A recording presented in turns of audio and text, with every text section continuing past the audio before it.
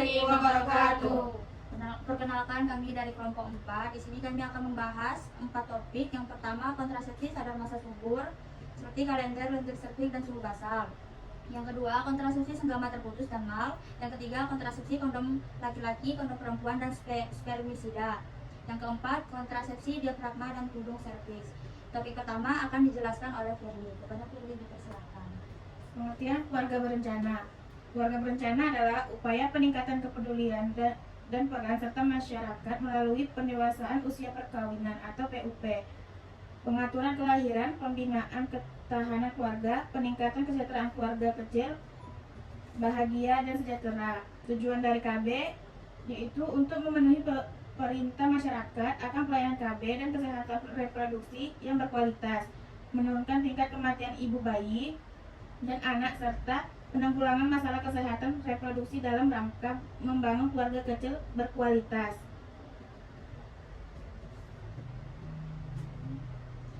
Kontrasepsi sadar masa tubuh, juga dikenal sebagai metode kalender atau metode siklus, adalah metode kontrasepsi alami di mana seseorang menggunakan pengetahuan tentang siklus menstruasi untuk menentukan periode kesuburan dan infertilitas.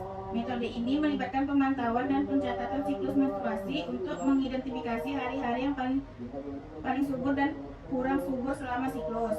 Langkah-langkah umum dalam bekerja kontrasepsi sadar masa tubuh yaitu dengan metode kalender. Yang pertama itu mencatat siklus menstruasi.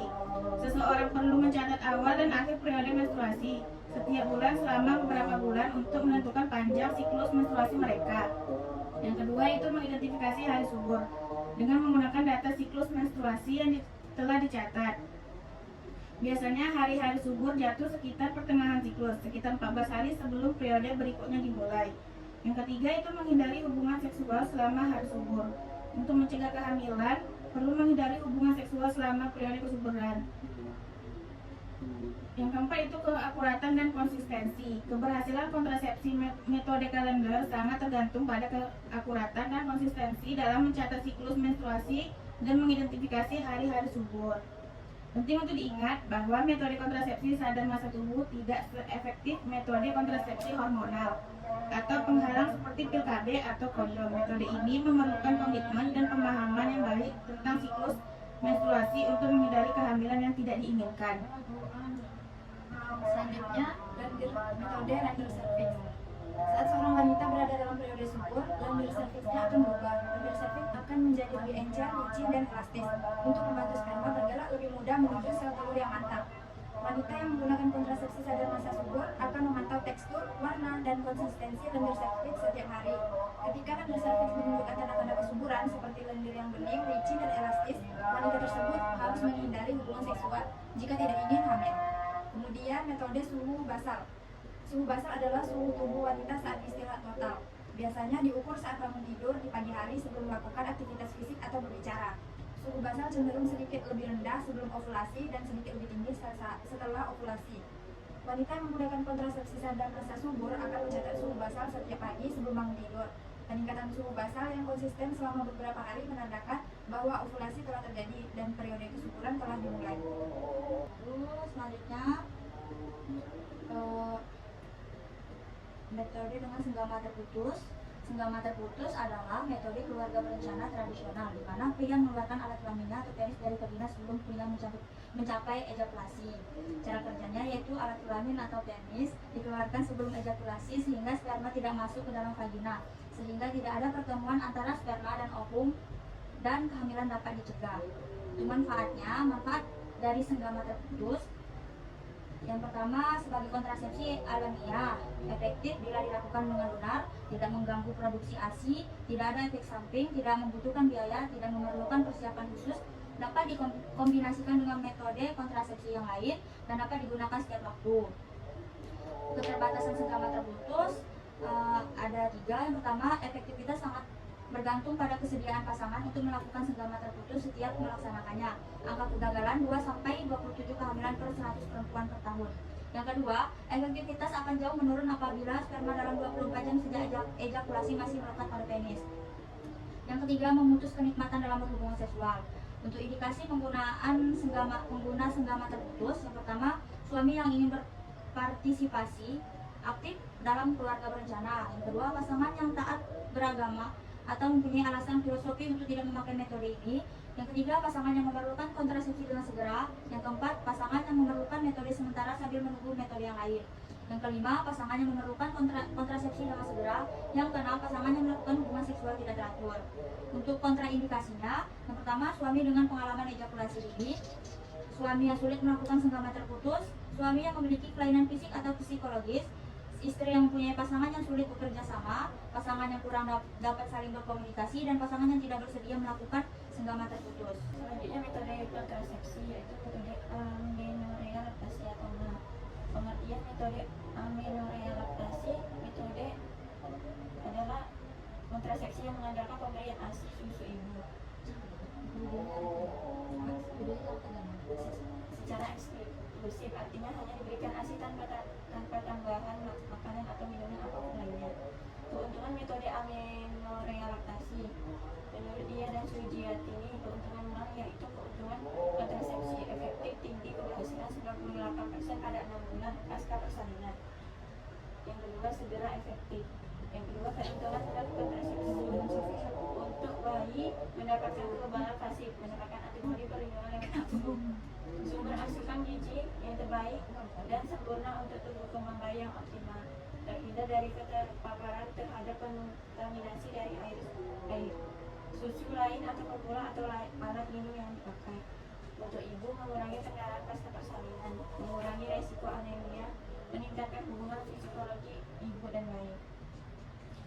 Yang C, keterbatasan mal. Keterbatasan kontrasepsi mal menurut Afandi: 1. Perlu persiapan sejak perawatan kehamilan agar segera menyusui dalam 30 menit pasca persalinan. 2. Mungkin sulit dilaksanakan karena kondisi sosial. 3. Efektivitas tinggi hanya sampai kembalinya haid atau sampai dengan 6 bulan. 4. Tidak melindungi terhadap IMS termasuk virus hepatitis B atau HBV dan HIV/AIDS. Indikasi penggunaan mal yaitu menurut dia yang Sujiatini, yang dapat menggunakan mal yaitu ibu yang menyusui secara eksklusif, bayinya berumur kurang dari 6 bulan dan belum mendapatkan haid secara melahirkan. Kontraindikasi penggunaan mal yaitu sudah mendapatkan haid setelah melahirkan, tidak menyusui secara eksklusif, bayi sudah berumur lebih dari 6 bulan, bekerja dan terpisah dari bayinya lebih lama dari 6 jam. 2. Metode keluarga berencana. Metode keluarga berencana alami atau KBA menurut Afandi adalah ibu harus belajar mengetahui kapan masa suburnya berlangsung.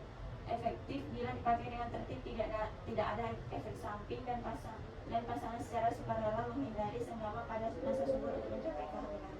Selanjutnya, kondom. Pengertian kondom merupakan selubang sarung tipis yang terbuat dari bahan karet yang digunakan sebagai salah satu metode kontrasepsi atau alat untuk mencegah kehamilan dan atau mencegah penularan penyakit kelamin pada saat berseragama. 2. Jenis-jenis kondom. Jenis-jenis kondom antara lain kulit terbuat dari membran, biri-biri, tidak melenggang atau berperut menjauh. Ini sensitivitas segama harganya lebih mahal. B. Latex. Kondom ini paling banyak dipakai karena dan murah. C. Plastik. Kondom ini sangat tipis, 0,35 mm, dapat mengantarkan panas tubuh dan lebih mahal dari kondom latex. 3. Mekanisme kerja kondom yaitu menghalangi terjadinya pertumbuhan sperma dan sel telur dengan cara mengemas sperma di ujung selubang karet yang dipasang pada penis sehingga sperma tidak tercurah ke dalam saluran produksi perempuan. Selain itu, kondom juga mencegah penularan mikrosmia IMS termasuk AIDS dan AIDS dari satu pasangan kepada pasangan yang lain. Kondom sendiri tidak terlalu tinggi, hanya sekitar 3,4 kehamilan per 100 wanita selama tahun pertama. 4. Keuntungan dalam penggunaan kondom adalah efektif mencegah kehamilan jika digunakan dengan benar. B. Sederhana, ringan, dan mudah digunakan. C. Dapat dibeli secara umum. D. Metode kontrasepsi sementara bila metode kontrasepsi lainnya harus ditunda. E. Tidak memerlukan pemeriksaan medis dan kunjungan ulang. A. Tidak menggunakan dan tidak mempengaruhi produksi ASI dan kegiatan laktasi. I. Murah karena digunakan dalam jangka pendek, mencegah penularan dan memberikan perlindungan terhadap penyakit menular seksual PMS. mereka, tidak mengganggu kesehatan. 5. Keterbatasan. Keterbatasan penggunaan kondom antara lain, cara penggunaan sangat mempengaruhi keberhasilan kontrasepsi. Efektivitasnya tidak terlalu tinggi, agak mengganggu hubungan seksual, mengurangi sentuhan langsung, dapat mengurangi sensitivitas penis, sehingga ereksi sukar dipertahankan, harus selalu tersedia setiap kali berhubungan seksual. Pembuangan kondom bekas mungkin menimbulkan masalah dalam hal limbah. Selanjutnya adalah spermisida. Spermisida adalah jenis alat kontrasepsi yang mengandung bahan kimia yang menghentikan sperma mencapai sel telur, yang bertujuan untuk menonaktifkan atau membunuh sperma yang dikemas dalam bentuk aerosol atau busa, tablet vaginal, suppositoria atau dissolvable, dan krim. Efek samping dari penggunaan spermisida itu adalah terlalu sering dapat mengiritasi vagina dan kulit sekitarnya, meningkatkan risiko infeksi saluran kencing karena spermisida dapat mengganggu keseimbangan bakteri di dalam tubuh. Kelebihan dari spermisida adalah efektif ketika berubah menjadi busa atau krim yang tidak mengganggu produksi ASI. Bisa digunakan sebagai pendukung metode kontrasepsi lain, mudah digunakan, meningkatkan lubrikasi selama hubungan seksual, tidak perlu resep dokter atau pemeriksaan khusus, tidak mengganggu kesehatan, dan tidak mempunyai pengaruh sistemik. Selanjutnya adalah keterbatasan dari spermisida, yaitu adalah efektivitasnya kurang, efektivitas dan kontrasepsi bergantung pada kepatuhan mengikuti cara penggunaan, memerlukan motivasi keberlanjutan dengan memakai setiap berhubungan seksual. Pengguna harus menggunakan 10-15 menit setelah aplikasi sebelum melakukan hubungan seksual, dan efektivitas aplikasi hanya 1-2 jam. Kinerja dari spermisida yaitu adalah pertama adalah menyebabkan sel membran sperma terpecah yang akan memperlambat pergerakan sperma dan menurunkan kemampuan pembuahan sel telur. Yang terbagi menjadi pertama adalah busa atau aerosol yang efektif setelah insersi. Busa spermisida dianjurkan apabila digunakan hanya sebagai metode kontrasepsi. Selanjutnya adalah tablet vagina, suppositoria, dan krim yang penggunaannya disarankan menunggu sekitar 10-15 menit sesudah dimasukkan sebelum berhubungan sosial. Selanjutnya adalah jenis spermisida jelly yang hanya digunakan dengan diafragma. Selanjutnya diafragma. Apa itu diafragma? Diafragma merupakan salah satu jenis alat kontrasepsi atau KB yang dapat digunakan untuk menghindari kehamilan. Ini adalah sepotong silikon lembut berbentuk kubah. Diafragma dimasukkan ke dalam vagina sebelum berhubungan seks. Posisinya harus menutupi leher rahim atau bagian bawah rahim. Hal ini mencegah sperma masuk ke dalam rahim. Bagaimana cara kerja diafragma? Saat berhubungan seks, diafragma menghentikan sperma memasuki rahim. Ini membentuk penghalang fisik antara sperma dan sel telur. Diafragma harus tetap di tempatnya setidaknya selama 6 jam setelah berhubungan seks. Jangan biarkan diafragma berada di dalam lebih dari 24 jam. Itu perlu dikeluarkan dan dicuci selama 24 jam. Jenis diafragma apa yang tersedia? Cahaya adalah salah satu jenis diafragma yang tersedia di Australia. Harus menggunakan gel asam laknat yang disertai dengan diafragma. Gel harus ditempatkan pada kubah diafragma. Letakkan 4 mili gel pada sisi yang menghadap leher rahim. Cahaya hadir hanya dalam satu ukuran dan cocok untuk sekitar 8 dari 10 pengguna. Seberapa efektivitas diafragma sebagai alat kontrasepsi? Diafragma bekerja cukup baik jika dipasang dan digunakan dengan baik. Namun alat ini tidak seefektif alat kontrasepsi implan atau kontrasepsi dalam rahim atau IUD. Biasanya hanya kurang dari 1 dari 5 orang yang menggunakan diafragma akan hamil. Bila digunakan dengan metode penghalang lain seperti kondom, diafragma lebih efektif mencegah kehamilan. Apa kelebihan dan kekurangan diafragma? Beberapa keuntungan utama diafragma adalah tidak mengandung hormon apapun. Selanjutnya hanya perlu digunakan sekitar waktu berhubungan seks. dapat digunakan lebih dari satu kali. Yang terakhir, hemat biaya.